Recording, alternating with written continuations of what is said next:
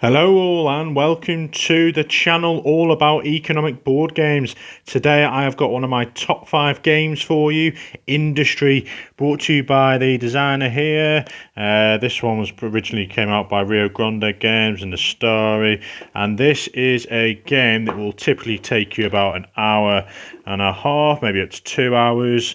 It's a 3-4 player game, and here's the board here, quite a big board. Now it is a bit of an older game, but this is absolutely one of my favourites. And what are you trying to do then? So you're an industry magnate, you're trying to auction off and buy these factories on the board. You've got technologies on the side here you can get into and link them up for extra points, and on the board there's connections with roads, and you can get on these ports as well, and there's pipelines and electricity and all sorts of things going on. And it's basically 5 areas, so on the side you can say 1 to 5, and as you go through then these resources become available to purchase. You're going to be auctioning off from A to, what have we got, A to L. So let's kind of show you how this one works then. Now firstly I'm going to show you the rule book. Now it's very rare you get a game with literally, look at this, 1 page, 2, 3, 4, done. That is it. That is the rule book. Fascinating. Absolutely love that. So literally I can probably just read out a little bit of this just to make it easy. So object of the game: be as clever as you can as the auctioneer when selling factories and technologies to pocket money for later use or to secure the most lucrative items for yourself. Money is tight, and it absolutely is in this game. So plan the development of your industry empire with care. And at the end of the game you get points for your factories and your technologies as well. Now it's going to work in 5 phases. Honestly, I'm not going to bore you too long. You literally, phase 1 you get income, which is a coin. Phase 2, you pick out these columns at the top from this black bag, and you're going to be auctioning them off, and it's 1 token per player. So let's just assume a 3-player game, you'll draw out 3, and it slightly changes at the end. Phase 3, you're going to auction. I'll go through more detail than that. Phase 4, you get to actually build up to 2 of these, called development. Basically, when you build one, you put this little green one here, and then when you build it you turn it over to show. So, and that's how you score points at the end and during the game. And finally you got, that's called development. Phase 5, you literally move the starting player. The components on this one are literally just all these little cardboard pieces. You turn that one clockwise, and then you change the era, and that is one of the rounds. And you can see the era again goes down. Get to the end, add up all the points, job done. So let's show you what happens then. Phase 1, you're all going to get a coin. So you've got a few coins down here, 1s and 5s, etc. You start with 4 coins, I believe it is. Phase 2, the starting player is going to pop out. So let's just say a 3-player game. So we get 3 of these out at random. They're secret. And so today I should probably say it's just an overview. I'm not going to go too much. So you've got A, H and C. So looking at the top of the board, you're just going to put them on here so it shows everyone in the game what is potential going to be grabbed. So you can see to start with, A has a little coin on it, so everyone would take an extra coin from the bank, and it's basically like rows and columns here. So looking at A, you can see anything here in this column is going to be auctioned, but it's in the first era, so you kind of can only do anything on this first row, and as this goes down it becomes available in this row, etc. So in the first round they're going to be auctioning potentially A, which is for this stone. This is basically an extra resource you can take and you keep it on the side, and if you want to keep it to the end of the game and trade it in for 2 VPs you can, or you can spend it, which will make sense shortly. C, if I can zoom in out of the light there, is one of these ports, and basically that means it costs you 1 to develop it, and it's going to give you a ×2 for any building that you have along the river here. So you can see anything with a blue outline. So this one here, and there's several following the river, and that's kind of a multiplier at the end of the game. So if you had this one 2 times and you had 3 of these buildings, 2 times 3, you'd get 6 juicy points for that. Now clearly there's a couple of these, so 2, 2 and 2. I think there's 4 in total. If you manage to get all 4 of them in the auction, you know, that's 2, 4, 6, 8 times however many of these. You've got 8 times 3 is 24 points. Massive points.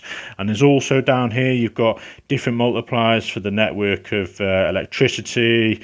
What you got, the train stations and the oil. And some of these have ×3 at the end as well. So some big multipliers. So just to summarize that, as you get these multipliers, there's only this one, this one, this one, and this one. They multiply by any of the buildings that have the matching sort of outlines on the board or are connected to the pipelines or the roads or whatever. So we've got C. We've also got H, and that's going to be this little wood mill here. And you can see it costs you 2 to develop, and it produces wood. So a lot of these buildings produce victory points only. Oh no, sorry, that one you need wood and you need 2, and it gives you VPs. Whereas this one here, you can see it costs you 3 to develop, and it produces stone. So it's a combination of going for the victory points, going for the factories that have these connections, and going for ones that produce resources, because when people need that resource, they can come to you and you can charge, well, there's only 1 coin, but it soon adds up, especially if you're getting these basic resources early on and throughout the game. You can see this one needs stone and glass.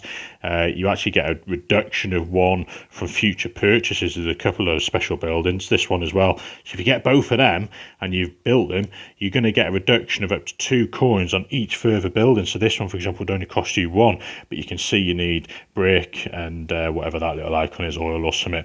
But as the game progresses, if you can't get them from other people, let's just say no one managed to build this one at the top for the stone, as the eras go through, these materials become available from the bank. So don't worry, once the first era is done, you can buy them. But the pressure is that first round, those aren't actually available. And if you, for example, needed to build this technology up here, you need a wood, because, well, if no one produces this wood, you can't build it. And interesting in this game, once one of these eras is finished, you can no longer build or develop, should I say, any of these technologies. So if you've let me just choose blue in this example, they've auctioned off this one and they've got the develop token. Actually, I'll choose this one because you need wood to do it, or either, actually, that's stone.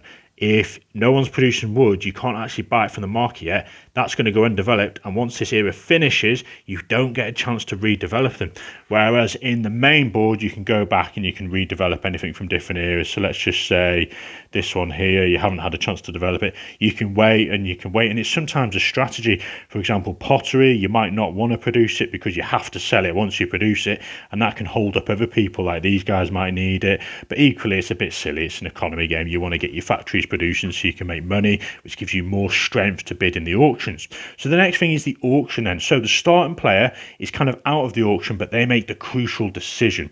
They choose which one to auction. So let's just say they go for C here, this port. The player to the left will then bid. So they go, right, 1 coin. Let me get some coins just to demonstrate. 1 coin. Then the next player's like, right, yeah, I'll go in for 2 coins. And then the next player's like, no, not for me. And then this player comes back around, they're like, right, I'll up it to 3. So the bid's free. You shouldn't actually put the coins up, but the bid's free. This player goes, no, I'm done. And then the final bid is free. So the starting player has a key decision here. Are they going to accept the free coins and let that player have this spot? So let's just say they do, job done, they turn that over, they keep the free coins, and they then get to continue to auction off either A or H. Now, if they didn't want to relinquish that one, so let's just say they didn't, they have a choice now to take the building for themselves, and these free coins, I think they stay with the person who bid. Well, they don't actually get them. Instead, the starting player has to pay 3 coins out of their own money, 1 at a time, starting to the player to the left. So they'll go 1 for you, 1 for you, and 1 for you. Now, where this gets interesting is that, say if the bid was at 6 and you really needed one of these sort of factories at the end, and you decide to take it yourself, you're paying out 6 coins to everyone else, including yourself. So there's a bit of strategy as to how much the bid is. So if it's 6, you're going 1, 2, 3, 1 to you, 4, 5, and 6. You can see that if you made it a bid of 8, or someone made it a bid of 8, they can kind of figure out that maybe you wanted that property a lot. They'll bid a certain amount, meaning they'll get coins out of it, 2 or 3 in cases. So it's very strategic as to how you bid during the auction in this game. I can't stress that enough. Now, what happens is, if the starting player does want the property, they pay out the coins, they pass the starting player token to the left, which is literally just this little token here, and then that player gets, actually, you don't pass the starting player, you pass the right to auction. So the player to the left will then decide which one to auction next. So let's just go a summary for that again. So I'm the starting player, I've auctioned this one off, the bid gets to 4. I actually really want it myself, so I decide to pay my own 4 coins to all the other players. I then turn that one over and I put one of my tokens on there to show that I've acquired it in my colour, but I've yet to develop it. That's in stage 4. I then relinquish my right as auctioneer, pass it to the next player, and they go, right, I'm going to auction off H. So the bid happens again. So this player's like 1, 2, 3, etc. The bid's 5, and they're like, right, I don't want to buy it myself. So that high bid pays all those 5 coins to that auctioneer, and then that player gets to buy this one. Let's just say blue, and the auctioneer stays with that player, and they get to bid off A. Now this is crucial because it's a way to gain money as a player. If you start auctioning ones, maybe the auctioneer doesn't want this one, or they don't want this one, and they're starting to auction them off because they want to try and get funds out of all the other players, because sneakily they actually really want this one, and then they've built up all their money, and then everyone else is bidding, and then you actually get to buy it yourself with the money you've acquired, and you've got the key territories you want. Now, in cases, let's just say the auction goes around for this one and no one wants it, the auctioneer will have to then take it and relinquish their right and pass it on. So you could get caught out if you choose a territory that no one really wants, and that can be the case in the last round. Say for example, you need a computer and some wire, and it's very difficult to get a computer, and you're like, well, I don't really want it, and then you dish it out. So you can see how that works. Now, you then do the develop stage. So when it gets around to you, if you've got any of your tokens out there, you can then pay, in this case, 1 coin, you turn it over, and that is now being completed. And as I mentioned earlier, that's key for some of these at the top. If you pay the 3 coins there, to get my arm out of the way and show you, you then get to produce wood. So later on, let's say, for example, this player in the next era, he needs 2 money, so he pays that and needs a wood. That focuses in, and they will pay you 1 coin to get that wood, and that's another way to get money. Now, there's a lot of connections in this board. It might look a little bit cluttered, but there's a very nice sheet here which I'll show you. So you basically, on the back, you've got all the buildings, what they do, which is really great. And then on here, you can see the connections. So what are they? You can see these. Well, actually, you can't quite see the multipliers, but you can see the territories here by road. Those show you the road.